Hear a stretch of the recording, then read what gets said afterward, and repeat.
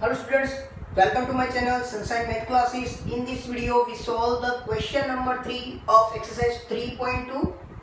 The question is on comparing the ratio a1 upon a2, b1 upon b2 and c1 upon c2. Find out whether the following pair of linear equation are consistent or inconsistent. Okay, तो मैंने introduction part के अंदर ये consistent और inconsistent क्या होता है उसके बारे में पूरी इंफॉर्मेशन इंट्रोडक्शन पार्ट के अंदर बता दी है। तो आप प्लेलिस्ट में जाके इंट्रोडक्शन पार्ट का वीडियो देख सकते हो। तो हमारे पास टोटल 3 रेशियो होते हैं कि a1 upon a2 does not equal to b1 upon b2। Second ratio a1 upon a2 equal to b1 upon b2 equal to c1 upon c2। And then third ratio the a1 upon a2 equal to b1 upon b2 does not equal to c1 upon c2। तो ये जो first ratio था उसके अंदर हमें कौन सी line मिल रही थी? इंटरसेक्टिंग लाइन मिल रही थी। तो इंटरसेक्टिंग लाइन में यहाँ पे एक पॉइंट पे कोई एक पॉइंट पे दोनों इंटरसेक्ट कर रहे थे, मतलब हमें यहाँ पे क्या यूनिक सॉल्यूशन मिल रहा था। यूनिक सॉल्यूशन मतलब ओनली वन सॉल्यूशन मिल रहा था।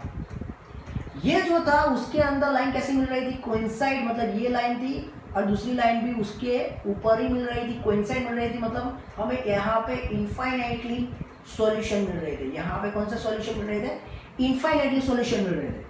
और ये जो लास्ट था उसके अंदर हमें कौन सी लाइन मिल रही थी? लास्ट रेशियो के अंदर जब ऐसी कोई कंडीशन होती है a1 upon a2 equal to b1 upon b2 does not equal to c1 upon c2, तो वहां पर पैरेलल लाइन मिलती थी। और पैरेलल लाइन मतलब हमें पता है पैरेलल लाइन एक भी पॉइंट पे इंटरसेक्ट कर दी नहीं है। इसका मतलब यहाँ पे नो सॉल्यूशन था।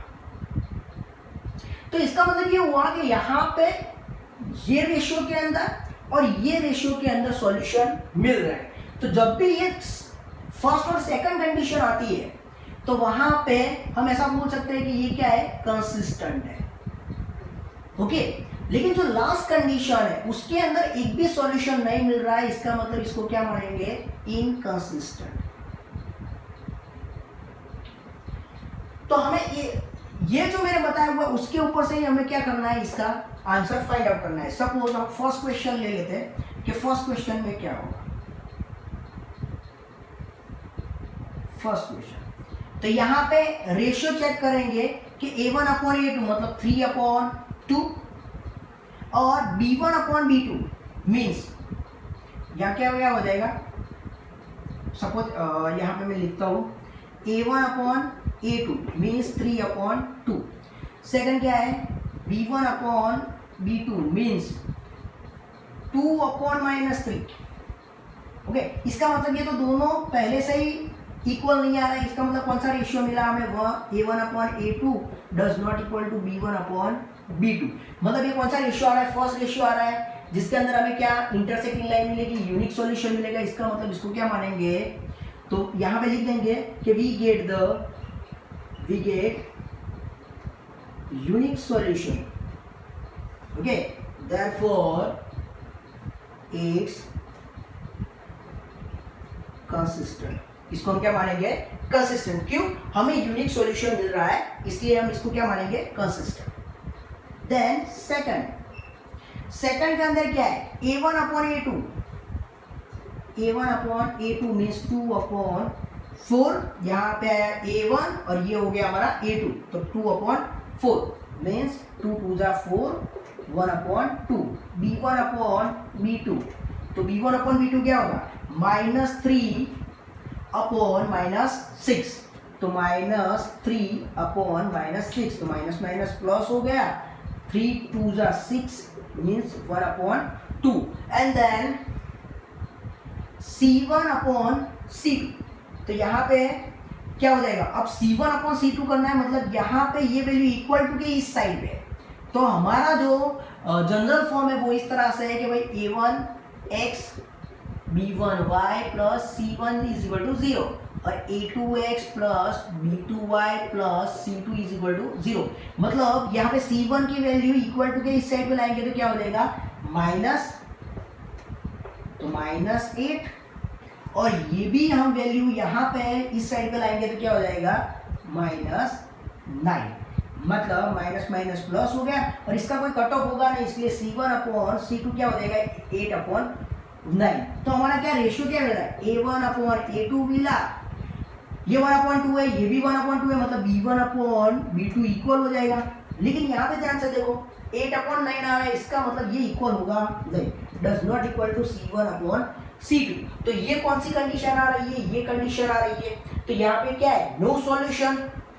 तो यहाँ पे हमें क्या मिल रहा है, no solution, therefore it's inconsistent. क्या मिल जाएगा, इनकंसिस्टेंट हो जाएगा। ओके, तो उसी तरह से हम क्या कर लेंगे, थर्ड क्वेश्चन भी सॉल्व कर लेंगे। तो यहाँ पे मैं ये रख कर लेता हूँ, अगर आपको नोट डाउन करना हो तो आप वीडियो को पॉज करके कर सकते हो। तो थर्ड क्वेश्चन के अंदर क्या दिया गया है, A1/A2 कर लेते हैं। A1/A2 means 3/2 multiply by A2 मतलब यहाँ पे क्या हो जाएगा, मल्टीप्लाई हो जाएगा। तो हमारा आंसर क्या रहेगा, 4/6। देन B1/B2, यहाँ पे क्या रहेगा, 5/3 मल्टीप्लाई बाय -10। ये -10 है, मतलब ये कट हो गया, तो यहाँ पे क्या हो जाएगा 2, मतलब ये आंसर क्या रहेगा, -1/6 हो जाएगा, क्योंकि ये माइनस है।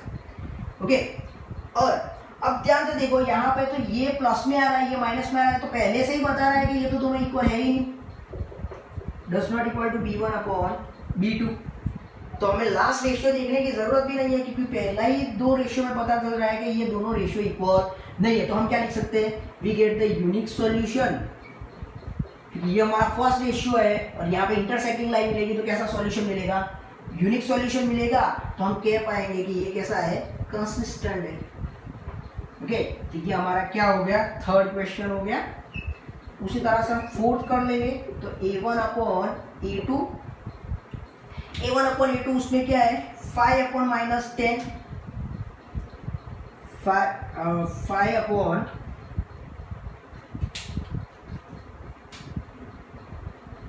5/10 मतलब 5 2 तो -1/2 आंसर आएगा इसका, क्योंकि यहाँ पे माइनस है। ओके, देन B1/B2 तो क्या आंसर आएगा, -3/, ये क्या हो जाएगा 6, तो 3 2 6 मतलब -1/2, ये भी क्या आ जाएगा, -1/2। तो दोनों इक्वल आ रहा है, इसलिए हमें थर्ड भी चेक करना पड़ेगा। अगर स्टार्टिंग में ही दोनों इक्वल नहीं आ रहे तो लास्ट हमें फाइंड आउट C1/C2 करने की जरूरत नहीं है, लेकिन ये अगर ये दोनों इक्वल आ रहे हैं तो लास्ट फाइंड आउट करना है। तो लास्ट क्या होगा, ये यहाँ पे प्लस है तो इस साइड पे लाना पड़ेगा, तो -11 हो जाएगा, और यहाँ पे ये माइनस है तो इस साइड पे क्या हो जाएगा, प्लस हो जाएगा। तो 11 2 मतलब ये भी आंसर क्या रहा, -1/2। तो तीनों आंसर हमारे क्या आ रहा है, इक्वल आ रहा है। मतलब A1/A2 आया, B1/B2 इक्वल टू C1/C2। तीनों रेशियो कैसे हो गए, इक्वल हो गए। मतलब ये हमारा कंडीशन हो रहा है, और यहाँ पे क्या है, इनफाइनाइटली सॉल्यूशन हो रहा है, क्योंकि ये लाइन कौन सी रहेगी, कोइंसाइड लाइन होगी। कौन सी लाइन होगी, कोइंसाइड, एक दूसरे के ऊपर दूसरी, एक के ऊपर एक लाइन। मतलब यहाँ पे कितने सॉल्यूशन मिलेंगे, इनफाइनाइटली सॉल्यूशन मिलेंगे हमें। यहाँ पे कैसे मिलेंगे, इनफाइनाइटली सॉल्यूशन। अगर इनफाइनाइटली सॉल्यूशन मिल रहा है तो यहाँ पे मैंने लिखा हुआ है कि कैसी होगी, कंसिस्टेंट। तो कैसा मिलेगा, यहाँ पे कंसिस्टेंट मिलेगा। अब लास्ट क्वेश्चन हमारा 5th नंबर है, वो कर लेते हैं कि 5th नंबर में क्या है।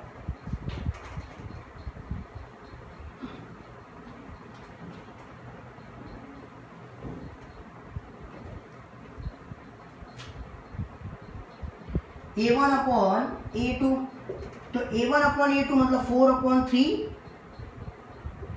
मल्टीप्लाई बाई यहाँ पे क्या हो जाएगा, 2 हो जाएगा।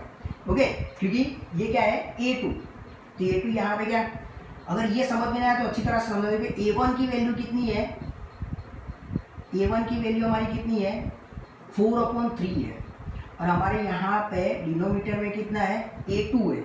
इसका मतलब सपोज मुझे ये A1 और इसको मुझे लिखना हो तो मैं ऐसे लिख सकता हूँ। ओके, तो यहाँ पे इसकी वैल्यू कितनी है, 4/3 है, और 1/A2 की वैल्यू कितनी है यहाँ पे, 2। तो हमारा आंसर ये हो जाएगा 4 1 जा 4 और 3 2 जा 6। तो मैंने डायरेक्टली इसको इस तरह से लिखा हुआ है।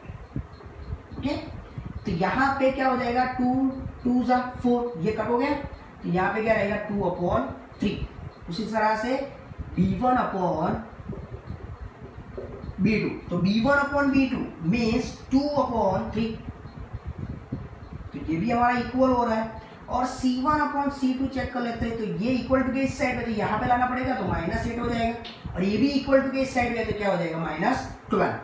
तो माइनस माइनस क्या हो गया प्लस, और ये क्या हो जाएगा 4 2 जा, और ये क्या हो जाएगा 4 3 जा, ये भी कट हो गया। तो इसका भी आंसर क्या मिला 2/3। मतलब तीनों रेशियो आपस से यही कंडीशन हमारी क्या हो रही है, रिपीट हो रही है। तो a1/a2 equal to b1/b2 equal to c1/c2। तो हमारा कंडीशन क्या रहेगी वहां पे, हमारा आंसर क्या रहेगा, तो हमारा आंसर यही हमारा आंसर आ जाएगा जो यहाँ पे दिया गया है। यही कंडीशन हमारी फुलफिल हो जाएगी कि ये तीनों रेशियो इक्वल है। इसका मतलब यही कंडीशन फुलफिल हो जाएगी कि इनफाइनाइटली सॉल्यूशन मिलेंगे और इसको क्या माना जाएगा, कंसिस्टेंट माना जाएगा। तो इस तरह से हम सारे आंसर इस तरह से ला सकते हैं कि कंसिस्टेंट क्या है, इनकंसिस्टेंट क्या है। ओके, तो रेशियो के हिसाब से हम ये फाइंड आउट कर सकते हैं। आई होप कि ये पूरा क्वेश्चन आपको समझ में आ गया होगा। Thank you.